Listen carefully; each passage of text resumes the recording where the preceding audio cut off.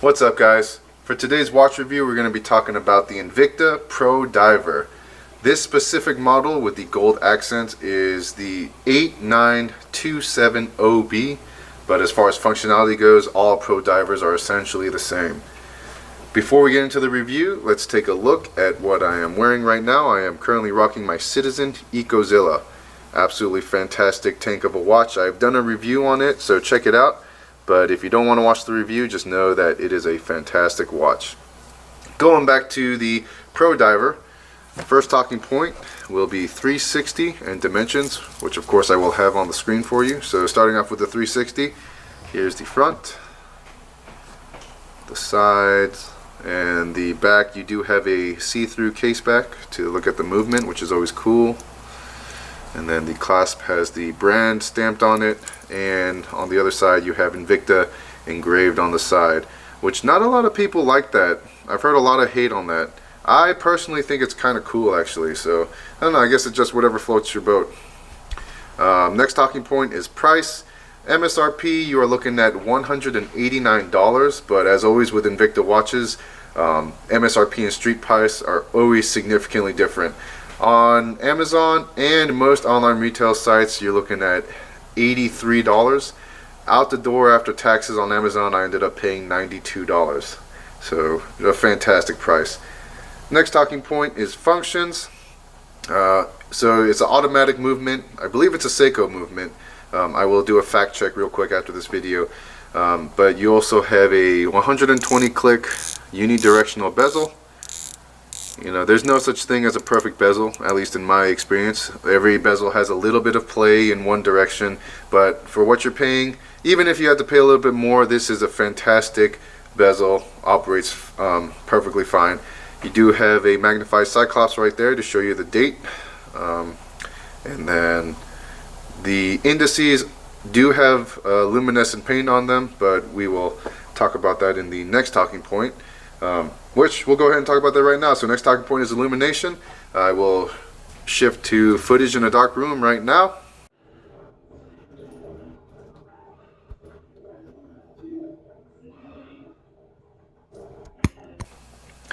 And as you can see, the watch does have lume, but don't count on it for anything. It's you know, realistically it's going to last you 20 minutes, 30 minutes at most, and then after that it's going to lose its charge. So really that is my only major disappointment with this watch, so 0 points for illumination. Next talking point is visibility.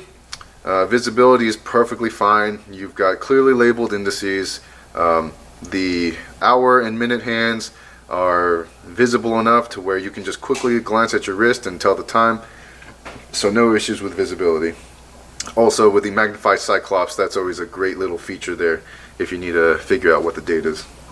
Next talking point is button and crown placement. Crown is at the 3 o'clock position. Let's take this moment to show you what it looks like on the wrist. If you have any experience with any Rolex-esque submarine type watch, then you'll know exactly what this watch is. Not too small, not too big, and very comfortable. Which leads us into our next talking point, which is band quality and comfort. So the quality of the band, the links themselves, they don't appear to be the cheap folded steel. They appear to be solid, solid in construction, so that's always a good thing. And then my only gripe with the band is, here, let me bring this closer. As you can see, I don't know if I can get this on camera, but, oh yeah, so right there, there's that little scratch. Now, I don't ever abuse my watches. However, I do put them through the normal tussle of daily activities. However, there is nothing that I did that would have caused this little nick right there on that gold part of the link. So at least as far as I'm concerned, the finish is not the best, but other than that one specific link, every other link is scratch free, almost as if it's brand new. So, maybe that might have just been some carelessness on my part, because normally you expect all the scuff marks to be on this side of the band, but that is not the case. It's only on this side of the band. However, I'm pretty self-aware on where my watches are at all times whenever I'm wearing them, because I specifically try to avoid banging them against door frames or walls or whatever. So that must have meant that this nick was fairly easily received on some minor contact with another material. So interpret that for how you will, but definitely has a lot to be desired for the finish. But going on to the next talking point, which is my overall thoughts and should you buy. So, at the end of the day, without knowing that you're buying an Invicta, because a lot of people have biases already, this is a fantastic watch. For $92 out the door after taxes, there's not much you can do to get better quality.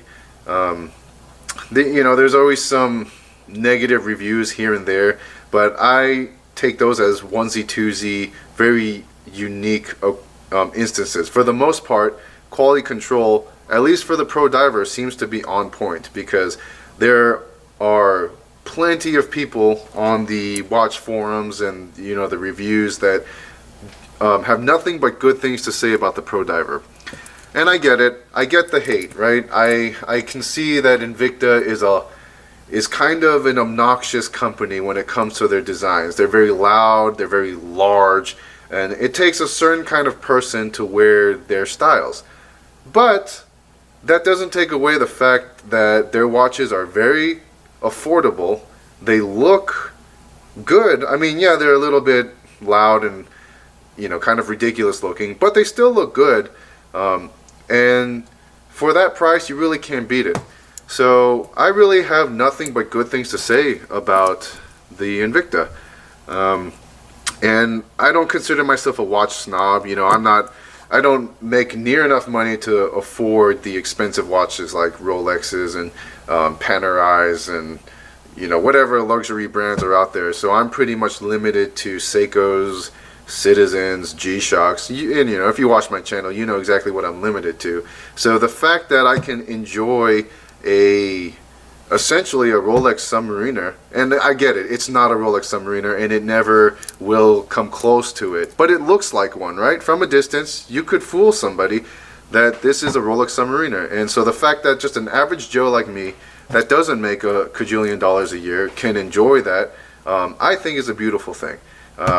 As a watch collector, as a watch lover, I think it's important for all of us to be able to enjoy this hobby. And unfortunately, some of us don't have the resources or the ability or the access to have all the finer things in life. So the fact that something like this is readily available to the rest of the population, I think is something that we can all enjoy. And if it's not your cup of tea, then it's not your cup of tea, and that's fine. But if it is, then even better. You've got a very affordably priced watch that looks good, and you can be proud to wear.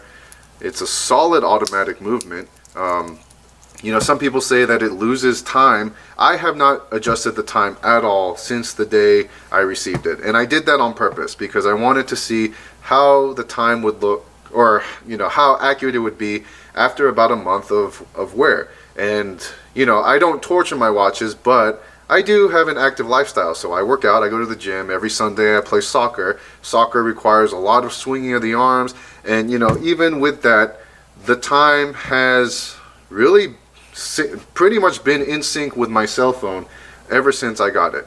And for a $91 or $92 watch, that's saying a lot. The fact that you have that amount of reliability and quality, and it looks great for that price is just wonderful.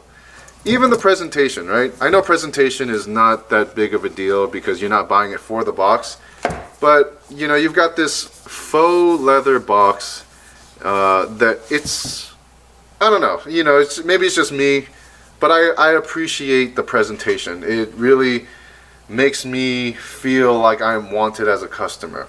You know, if I spend hundreds and hundreds of dollars on a watch and I get some cheapo cardboard box carrying the watch itself, you know, that at the end of the day is not a big deal. But to me, I'm like, come on, you know, you couldn't at least put in some effort. So I appreciate that Invicta does take the time and effort to make something that looks, you know, very professional.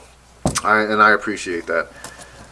So I know I'll probably get a lot of hate for this video because there are a lot of people that are adamantly hateful towards Invicta, and I understand where they're coming from. I understand their thought process. But for me, I am not, you know, I don't want to say watch snob because that's kind of negative, but I'm not picky. I love all watches, whether they're shitty or they're good quality. A watch is a watch to me, and they all deserve to be collected.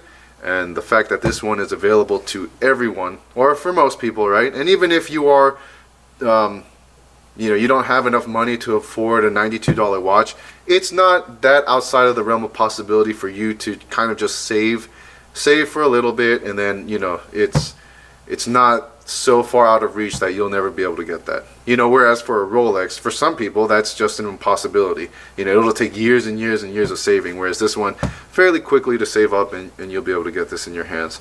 So that's really all I gotta say. As far as my opinion, I definitely recommend this watch.